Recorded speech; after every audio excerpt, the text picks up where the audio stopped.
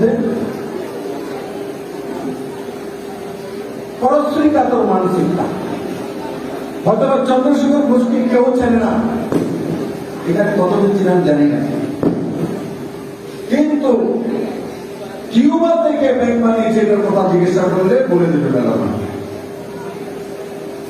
এই যে মানসিকতার কারণে বহু উৎসাহ নিজের মাকে যেন, নিজের মাসিকে যেন, নিজের ভাইকে বোনকে যেন দেন পাড়া প্রতিবেশী।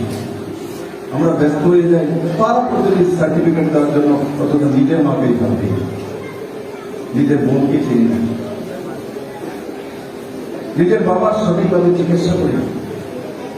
আমি নরেন্দ্র মোদীকে ধন্যবাদ দেব, পুরো ভারতবর্ষের মধ্যে একটা কালচার ডেভেলপ হয়েছে করোনার সময়, যে মা বাবা, গুরু মা বাবা রিটায়ার্ড কোন কর্মচারী হয়ে গেছে, অফিসার ছিলেন, বাড়িতে একা একা থাকেন, বয়স্ক লোকেদের প্রতি ধ্যান দেওয়া, এই মানসিকতাটা ভারতবর্ষে তৈরি হয়েছে।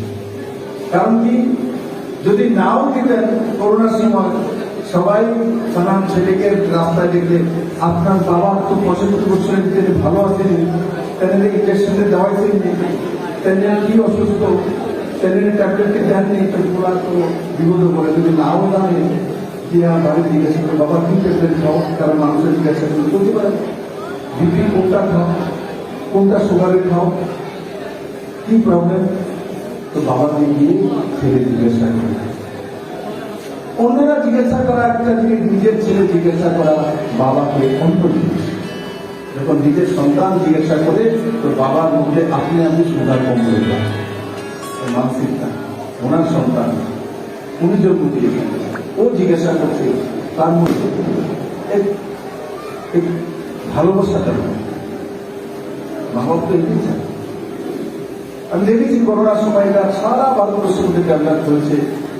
আগে তো এমন স্টাইল হয়েছে, বাবা মা বৃদ্ধ হয়ে গেছে, বৃদ্ধাশ্রমে পাঠিয়ে দাও, বেনারসে পাঠিয়ে দাও, মাসে টাকা পাঠিয়ে দাও, বাস হয়ে গেছে। আরে মাসে টাকা পাঠিয়ে পশুপালন করা যায়? মানুষ তো পেয়ারের বোকা, মানুষ একবেলা কম খাবে, কিন্তু সম্মানের সঙ্গে, ভালোবাসার সঙ্গে জীবন চলবে।